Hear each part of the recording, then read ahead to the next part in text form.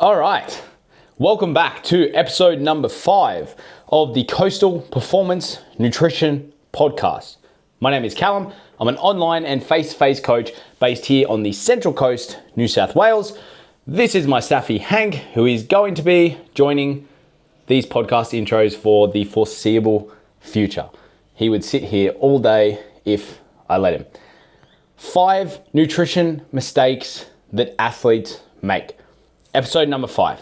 All right. So a big portion of the people that I work with on a week-to-week basis are focusing on improving their performance.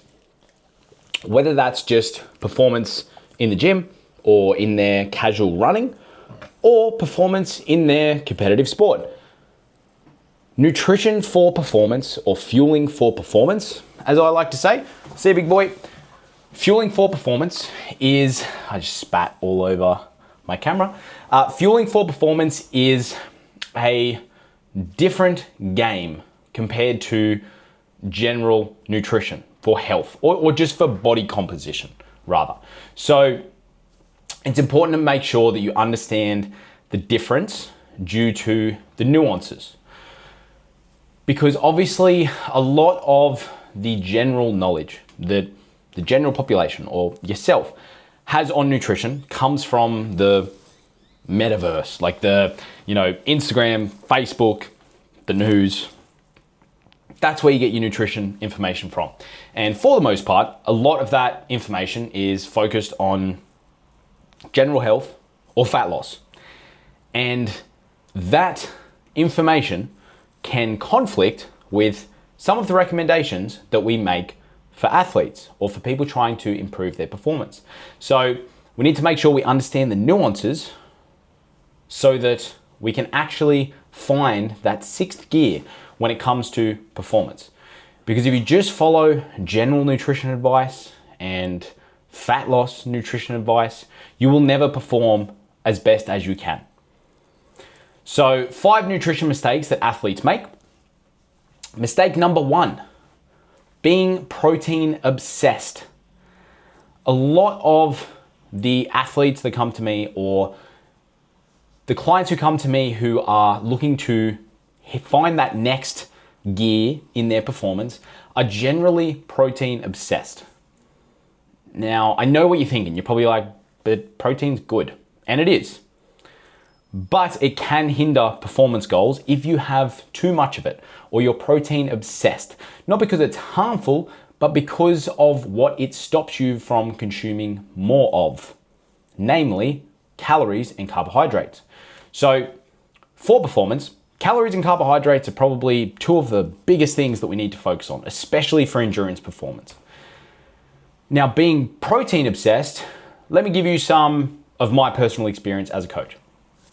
A lot of the people who come to me are they feel burnt out, or they feel like they're training so hard, but they just can't perform better. And they're struggling with their recovery. So they're like, I've heard protein's good for recovery. I've heard protein's good for muscle growth. Maybe I just need to consume way more protein. So a very common situation that I see is someone who is under eating, but consuming a lot of protein. And not just from traditional sources like, meat or eggs or dairy, but everything they eat tends to be centered around protein. So not only are there 3 main meals centered around protein, their snacks are protein bars or protein snacks. They're having whey protein in between meals. They're just very, very focused on getting in more protein. Now, why is that an issue?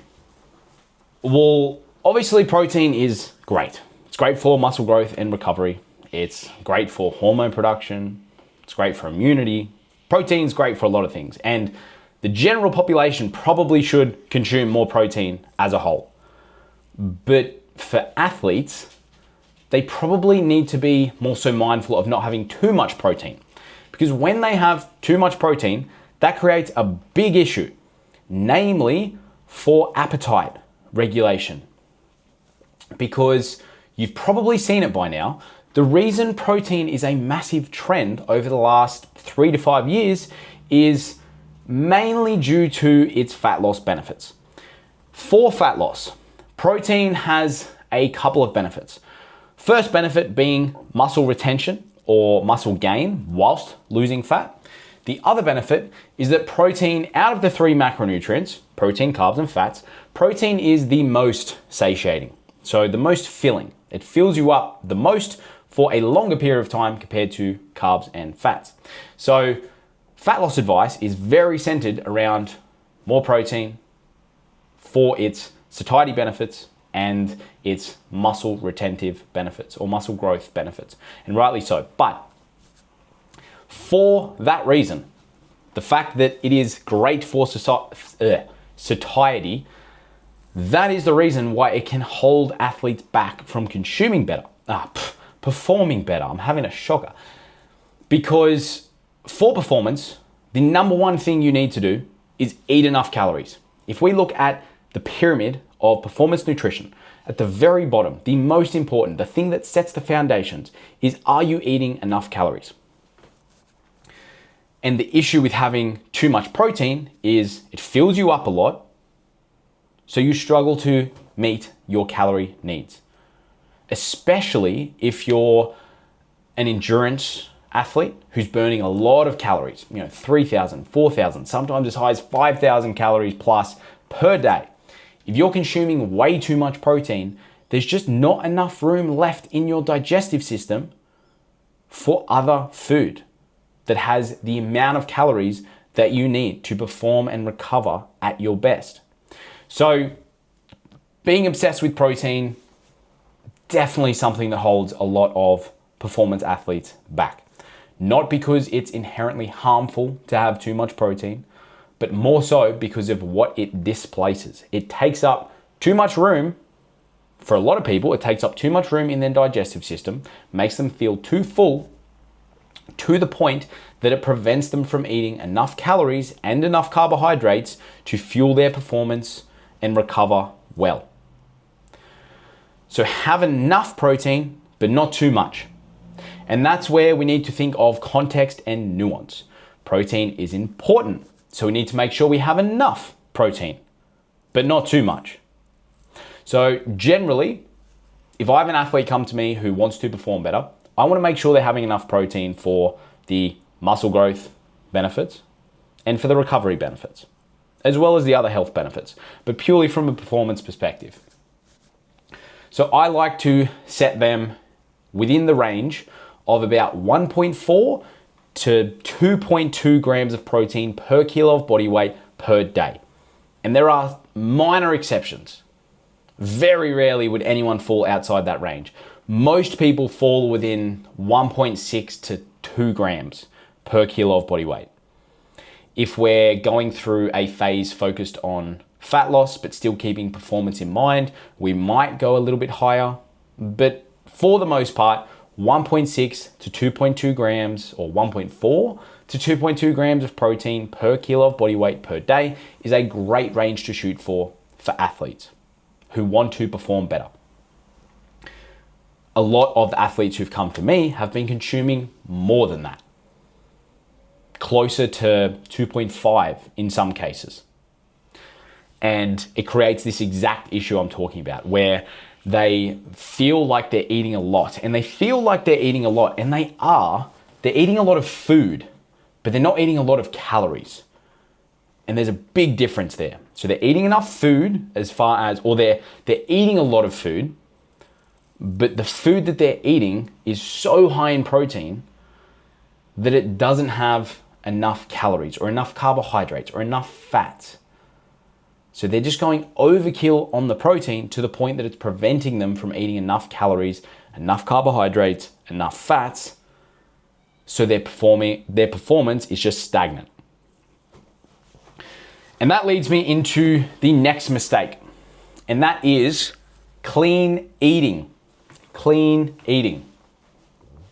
Clean eating is sort of this, it's somewhat of a trend, but it's also a belief that a lot of people have, where it's ingrained, it can be disordered at times, but it's sort of ingrained into their brain that everything they eat has to be clean. And that's not the truth. especially for performance. What you have to understand is, as humans, we need a certain amount of calories coming from macronutrients, protein, carbs, and fats. But we also need enough micronutrients, so vitamins and minerals, right? But for people who have big performance goals and are doing a lot of training, they're burning more calories than the average Joe Blow, especially endurance athletes, burning up to 3, 4, 5,000 calories per day. As you burn more calories on a day-to-day basis, your micronutrient needs do not scale one-to-one with that calorie burn. So take the version of yourself eating 2,000 calories a day or needing 2,000 calories a day. That's how much you're burning. Your micronutrient needs are here. If you go from burning 2,000 calories a day to 3,000 calories a day, your micronutrient needs don't jump one-to-one. So as you increase your calorie burn through your sport, your micronutrient needs do not follow like this. Rather, they sort of follow like this, where they do go up a little bit, especially things like B vitamins, iron, zinc, that sort of those sorts of specific vitamins and minerals. You probably do need to be very aware of your intake. But for the most part, your micronutrient needs don't scale one-to-one with your calorie burn. All right, so version of yourself burning 2,000 calories a day, micronutrient needs. Version of yourself burning 4,000 calories a day, micronutrient needs. It doesn't scale one-to-one. And for that reason, not everything you eat has to be clean, or not everything you eat has to be extremely nutrient-dense whole foods. Okay, so what I see commonly is people who come to me, they're trying to perform better and they're eating clean. They don't know where they're going wrong. They think they're eating a really healthy diet, which they are, but that's the issue that's holding back their performance. They're only eating clean foods.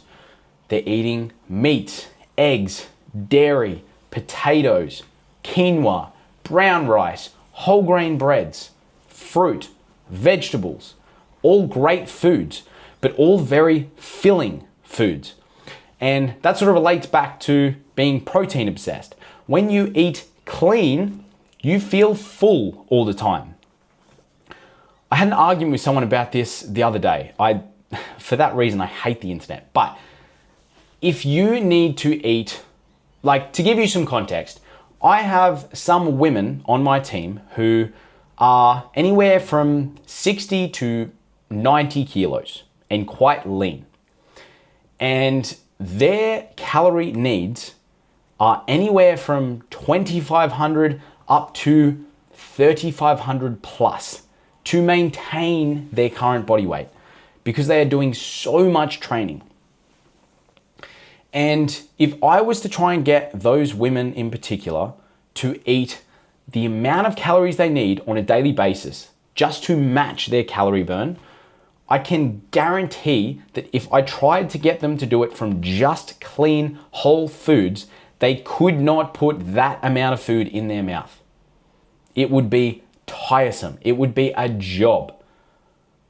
And I've tried to do that myself. Try to eat 35 to 4,000 calories worth of clean foods on a day-to-day basis. Not only is it difficult, it is boring.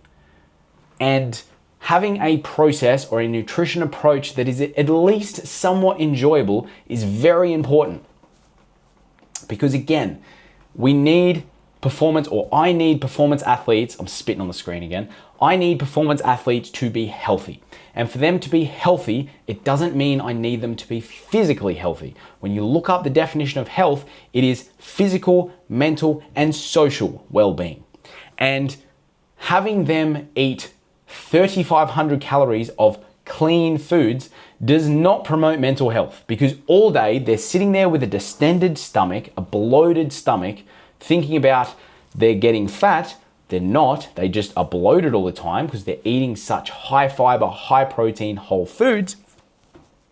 And eating clean all the time also detracts from their social health, because every time they go out to a restaurant or go to eat with friends, they're always looking for a clean option that they struggle to find. So overall, for performance athletes, what you have to understand is that you do not get bonus points for having more micronutrients than you need, which I explained before. Your micronutrient needs do not scale with your calorie needs. And you don't get bonus points for having more micronutrients than you need. So my approach that I take with clients is getting them to eat enough nutrient-dense whole foods. That's the skeleton of their diet. With their main meals, we tick off, with their main meals and maybe one of their snacks, we tick off their micronutrient needs and most of their macronutrient needs. Protein, carbs, and fats. The rest of their nutrition plan is usually centered around calorie-dense carbohydrate sources. So whether that's around the training window, whether that's in their snacks, whether that's in their free calories that I give them on a daily basis, where they can eat whatever they want, wait for that police car to go past, that is all focused on increasing their calorie and carbohydrate consumption. So we use the core of their nutrition, their main meals and maybe one of their snacks, to tick off their micronutrient needs, and then the rest of their calorie consumption comes from calorie-dense, sometimes more processed foods. Honey, maple syrup, God forbid some cereal, LCM bars, even some 100% fruit juice, even some intra-workout Gatorade, pure sugar. God forbid you consume pure sugar. You want to know why that's not bad though? Because the worst thing you can do as an athlete, not just for your performance, but for your health, is to underfuel. And that takes me to my next point. Mistake number 3, underfueling in comparison to their activity. The worst thing you can do for not only your performance, but your health is to underfuel, to eat less calories than your body needs on a daily basis over a long period of time. Because what that does is it puts you in a state of low energy availability. Energy availability is essentially the amount of calories you have available per kilogram of fat-free mass. Fat-free mass being all of the tissue, all of the stuff you have on your body that isn't body fat. Namely your organs and your muscle tissue. So if you put yourself in a low energy availability state because you're not consuming enough calories, because you're full all the time from all the protein and clean foods you're eating, your health's going to suffer and your performance is going to suffer.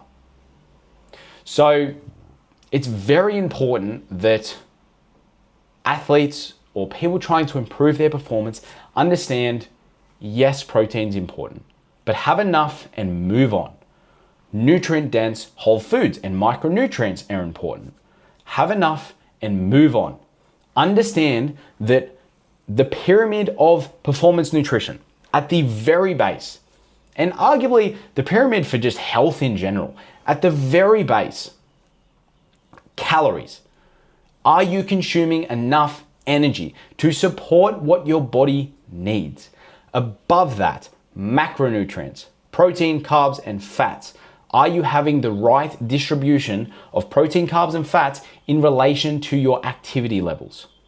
For most of the performance-centered folks, I don't know why that word came to my head, that come to me, protein, 1.4 to 2.2 grams of protein per kilo of body weight per day. Fat, 0.5 to 1 grams of fat per kilo of body weight per day. The rest of their calories, carbohydrates. The next level on that pyramid, micronutrients. The next level on that pyramid, meal timing or meal frequency. The next level, supplements. That's the order of importance. Start at the base, work your way up. Calories, macronutrients, micronutrients, meal timing or meal frequency, and then supplements. Sometimes there's some exceptions, but that's a good rule of thumb. So the issue with being protein obsessed and obsessed with eating clean foods is that it stops you from ticking off the number one thing on that pyramid and eating enough calories. And what that does is it puts you in an underfueled state, a state of low energy availability. And when you're in a state of low energy availability, it's similar to low power mode on your phone, or eco mode in your car, or holding the handbrake up just a little bit in your car. I don't actually want you to do this, but just think about this. Go out and start your car. Drive to the on-ramp on the freeway. And as you do so, if you don't have a car that's got an electric handbrake, if you've still got a handbrake that you pull it up just one or two notches and drive on the freeway like that. That's effectively what you're doing by underfueling, or putting yourself into an underfueled state where you're not consuming enough calories. It doesn't matter how hard you try, how hard you work. You've just got the handbrake pulled up because your body is in a stressed out state. You're not giving it enough calories, enough energy to survive on a day-to-day basis. Performance isn't the priority right now. It starts to assess the situation and go, what things can I start to turn off to save some energy, or turn down to save some energy? We'll turn digestion down a little bit. So we're gonna digest a little bit slower, which exacerbates the issue of hunger and fullness. We're going to turn reproductive hormones down a little bit because we don't need to reproduce right now. We can't support ourselves, let alone a child. So reproductive hormones that are actually very beneficial for performance as well, things like estrogen, we're gonna turn those down. That's why in an underfueled state, you'll generally see the menstrual cycle in women start to go a bit skew-if, and in men, they'll start to see symptoms of low testosterone. Although men seem to be a little bit more resilient when faced with calorie restriction compared to women. Women's bodies overall are a little bit more sensitive to calorie restriction. So not only that, so we'll start to see digestion slow down. We'll start to see hormonal regulation go a little bit skew-if. We'll start to see energy drop. We'll start to see recovery drop. We'll start to see injury rates increase. We'll start to see bone remodeling drop. So more bone breakdown and not enough bone being produced. In a low energy availability state, everything gets worse. Everything. Which is why it's so important to make sure that you're consuming enough calories and you're not in an underfueled state. And I think what happens with a lot of the athletes that come to me, or a lot of the people focused on performance that are coming to me, they've been in this state where they're obsessed with clean foods or they're obsessed with protein and they're consistently underfueling. But they're maintaining their body weight, which is a bit of a mind fuck for some people. They're like, well, if I'm maintaining my body weight, I'm at maintenance. So how am I underfueling? Because energy availability doesn't work off whether you're at maintenance or not. It works on energy availability. This is a fancy calculation that we can do. But what I see a lot, or happen a lot, is one of two things. Number one, inconsistent intakes. So disordered eating patterns centered around this protein obsession and clean eating obsession that leads to people consuming a lot of, or let me rephrase it, inconsistent nutrition. So consuming a lot of protein, a lot of whole foods, which a lot of the time results in a calorie deficit or an energy deficit most days.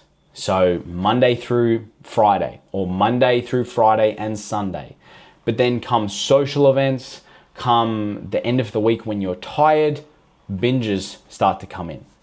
So a very common situation that I see is underfueling during the week, binging on the weekend, and then repeating that cycle. And the binges are generally big enough to bring them back to calorie maintenance for the week. So they're in a 200 or 300 calorie deficit per day, Monday through Friday. On the weekend, they consume, 1,000 or 1,500 calories above their maintenance calories.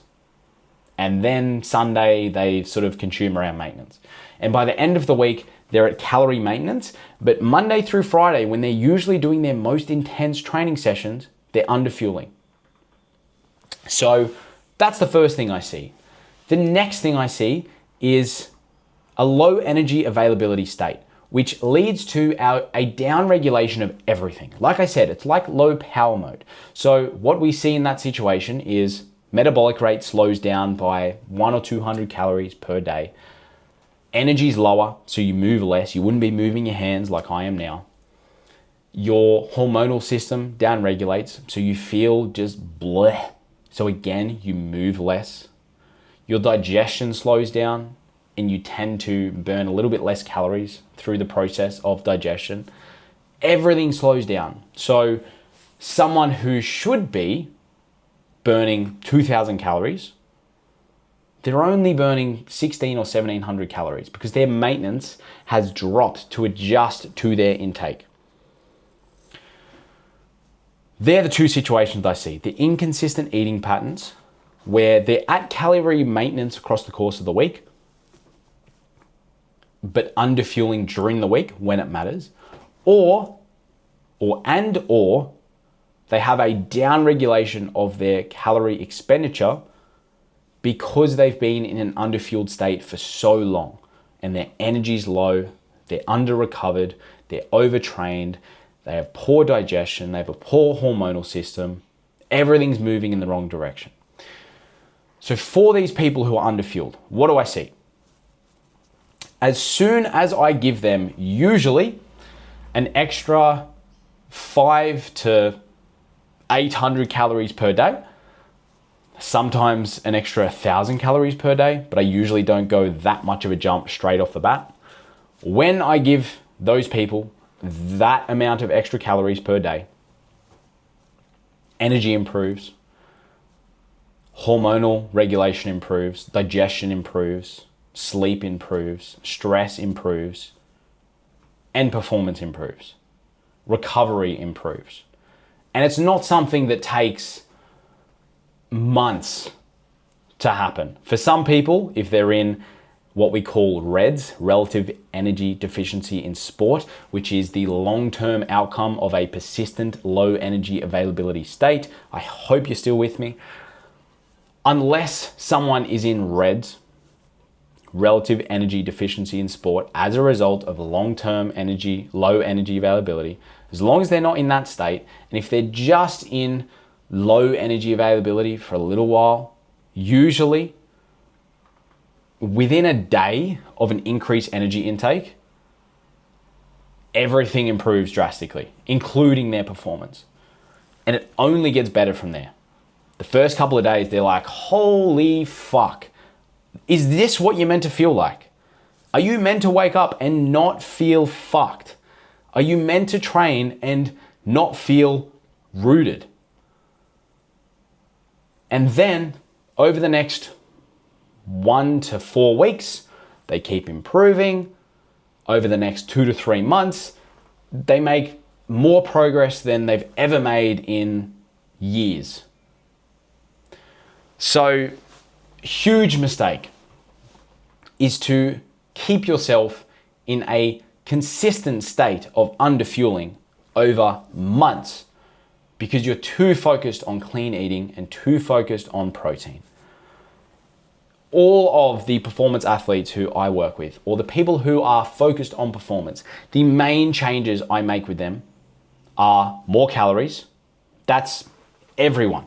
10 out of 10 of people who are focused on performance, more calories, unless they're trying to cut weight for their sport. The other thing is way more carbohydrates, like less protein, similar fats, way more carbohydrates.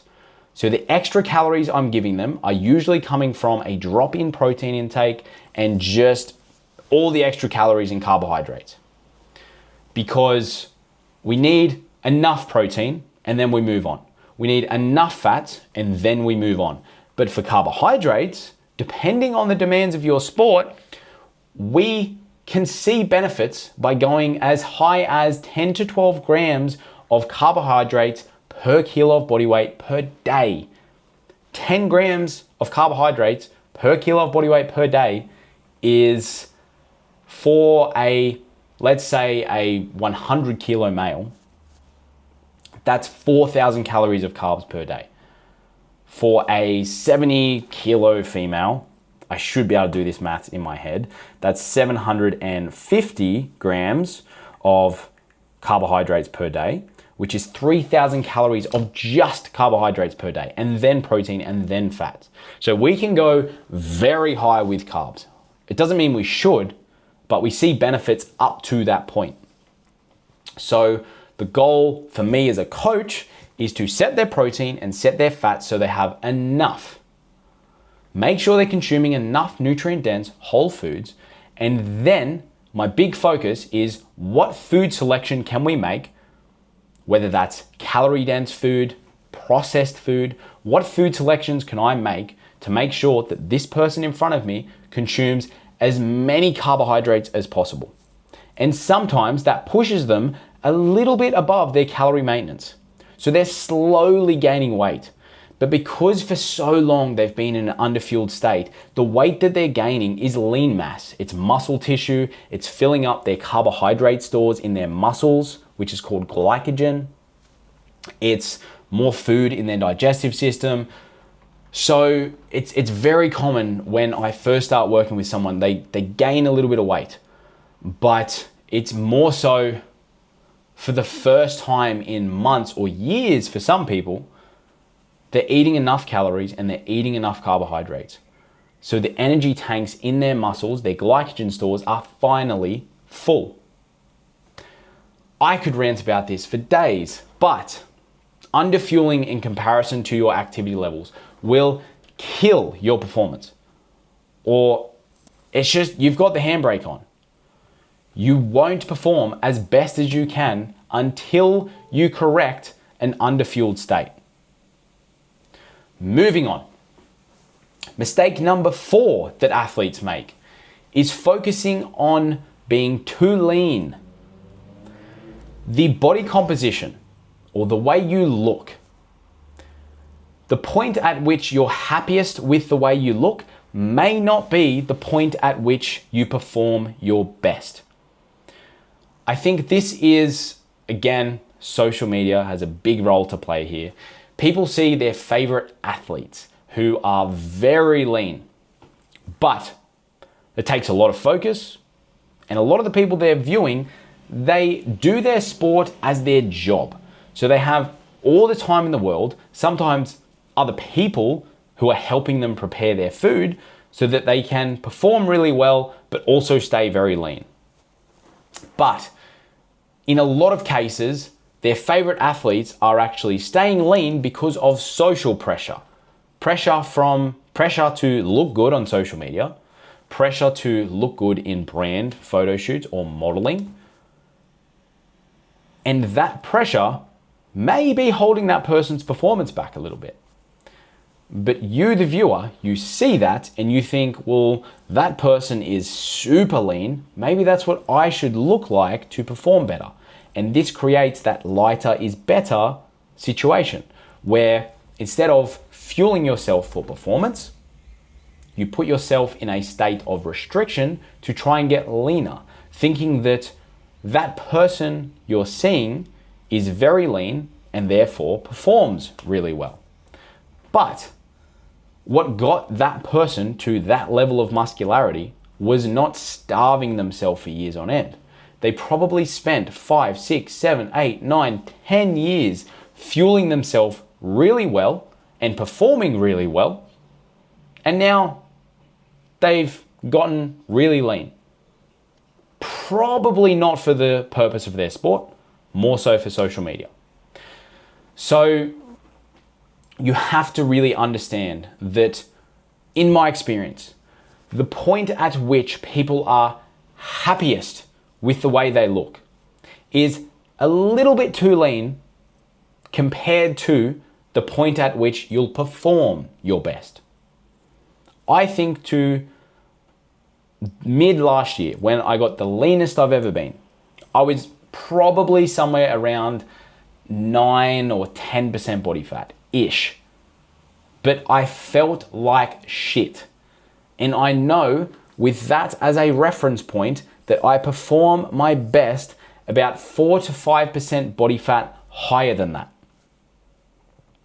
And that is very common for a lot of other people, because where a lot of endurance athletes in particular get stuck is they start thinking of, if I'm lighter, then I'll run quicker.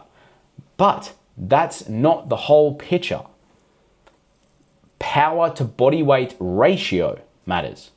So you can either starve yourself down to 50 kilos and think that lighter is better and that it's going to make you faster or fitter, or you could be 5 kilos heavier than that with 5 kilos more muscle, and you will perform better than the version of yourself that is 5 kilos less muscle or 5 kilos lighter, because that version who's lighter has less muscle mass, and muscle mass is what produces force, and muscle mass in most sports is the thing that will dictate a lot of your performance outcomes, because muscle is correlated with a lot of strength, force output, power output.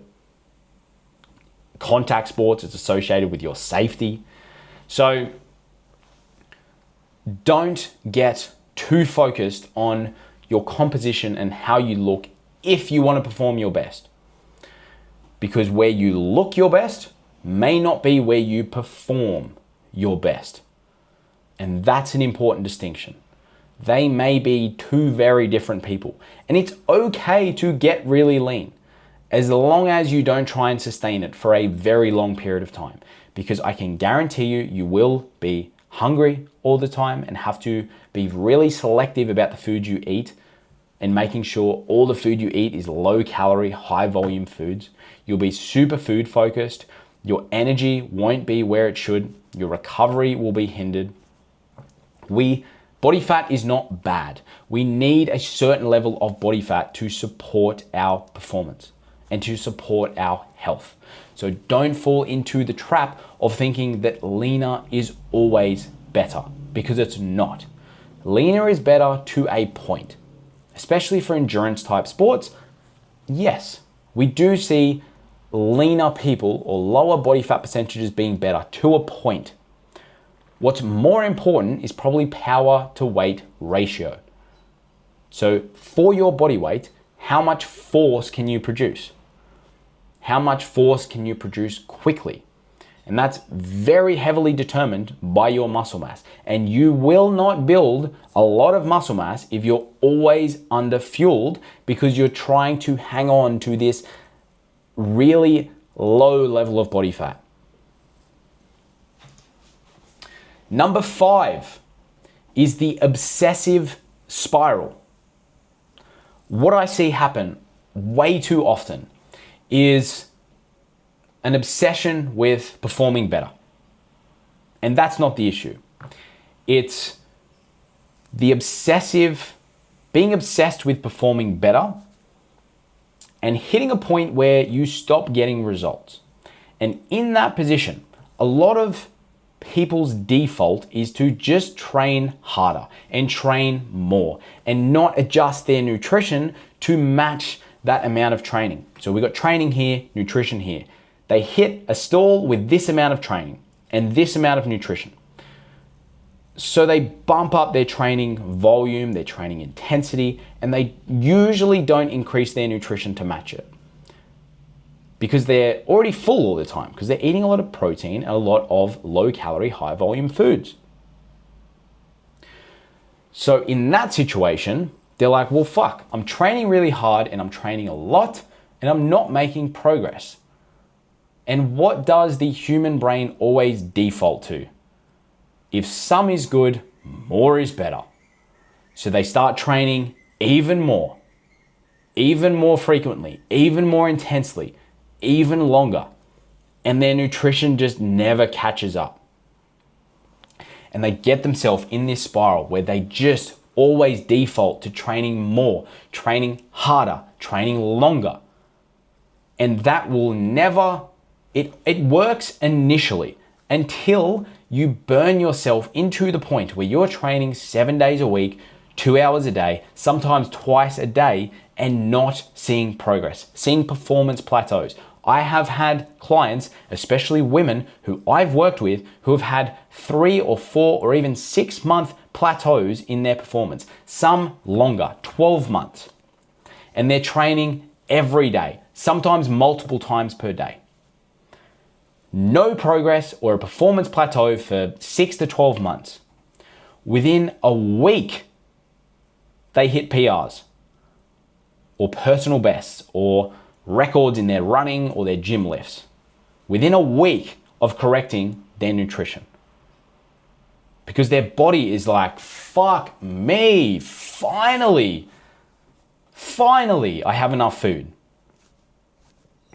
So avoid the obsessive spiral. Try and catch yourself if you're not making progress and you're already training a lot.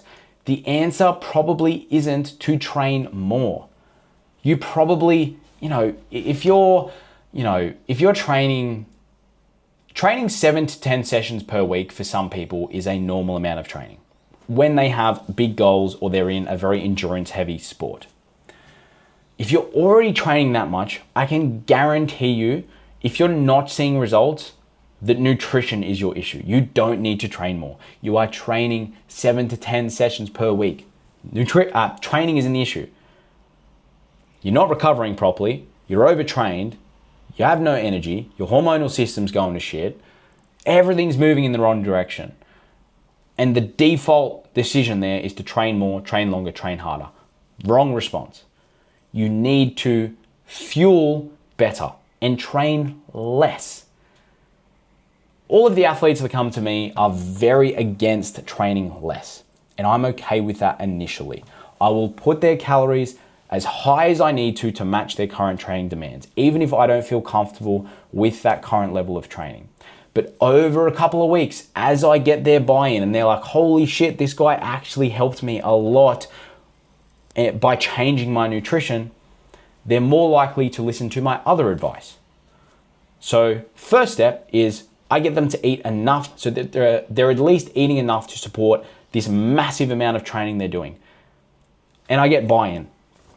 And they're like, holy shit, like this guy really helped me. And then 3 to 4 weeks down the track, I'm like, do you reckon you could take a rest day on Sunday?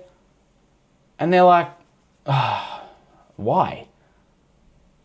I give them the whole spiel. You need to recover. You can't just train yourself into the ground. Just like we increased your nutrition and that helped your performance, increasing your recovery is just as important. And recovery is not about, recovery boots and saunas and ice baths. It's actually about managing our training load. So how about our first step was we increase your nutrition. How about now we put even more fuel in the tank, or we start your sessions with more fuel in the tank by taking the day off and giving you a day to catch up on rest, catch up on sleep, catch up on nutrition.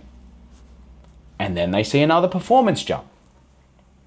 So it's really important that you don't get stuck in the obsessive spiral where you just consistently find yourself defaulting to training more and doing more. Because where does that end? You can't infinitely train more, train harder, train longer. At some point, you have to hit a cap in your training.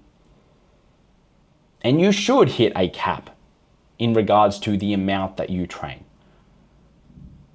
Just make sure that you try and catch yourself.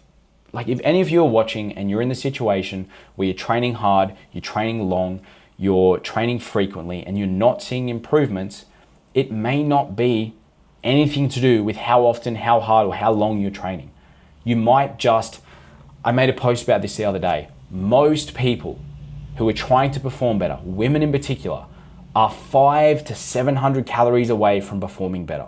So if you're watching this, my big message to you, if you are this person I'm talking about, I want you to wake up tomorrow and have an extra 500 to 600 calories around your training window. So before, during, and after your training.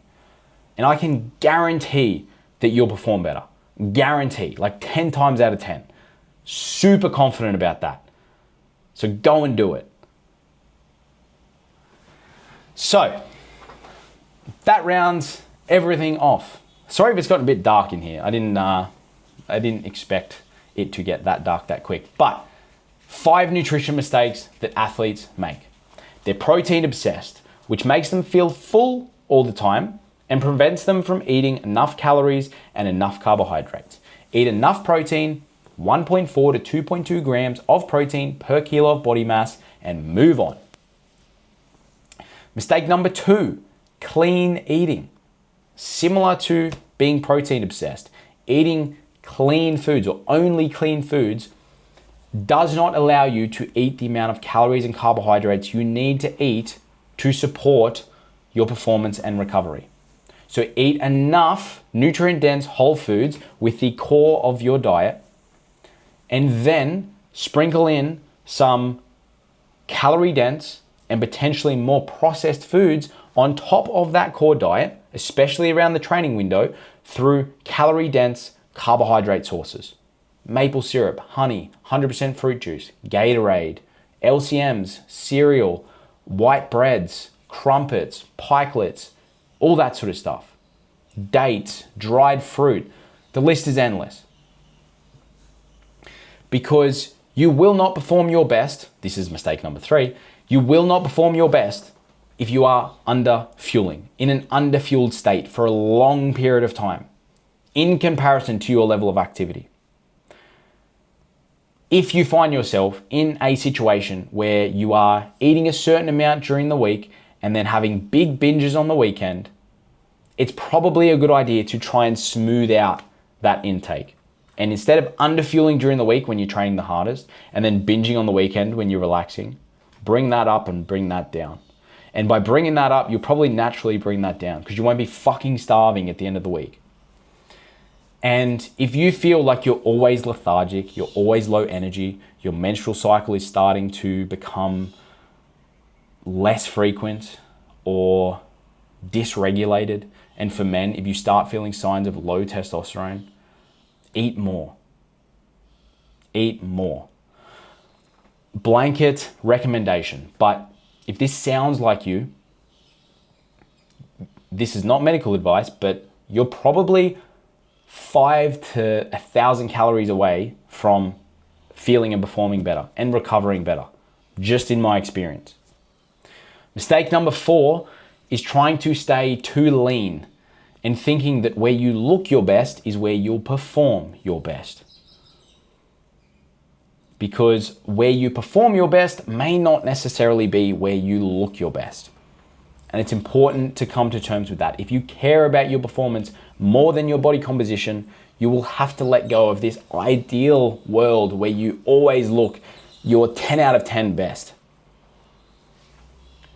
Mistake number 5 is the obsessive spiral, where you think the answer is to just do more. And when progress stops, do more. But at some point, that will stop working. And if you're experiencing a massive plateau with your training, eat more. Especially if you have those other things I was talking about, the low energy, lethargy, poor performance, more frequent injuries, hormonal downregulation through menstrual cycle irregularities or testosterone downregulation or symptoms of that. If you have those things, you probably don't need to train more. You need to eat more and give your body more. So instead of letting yourself go down this obsessive spiral of more training and just harder training, longer training, more training days, more training sessions, you probably need less training and more going into the tank. Not just nutrition, but more recovery. We don't recover by doing saunas and ice baths and Normatec boots. We recover by managing our training load. I'm going to call it there. Hank's here for the end of the episode, so we're going to grab him. Oh! Big boy's back. Aren't you, buddy? All right, 5 nutrition mistakes that athletes make. Episode number 5. Episode number 5. My name's Callum. This is Hank. Coastal Performance Nutrition Podcast, episode 5. Thanks for all the support, all the likes, comments, kind messages, feedback, good criticism, bad criticism, constructive criticism, hate, whatever it is. Thanks for all the engagement and support. See you soon.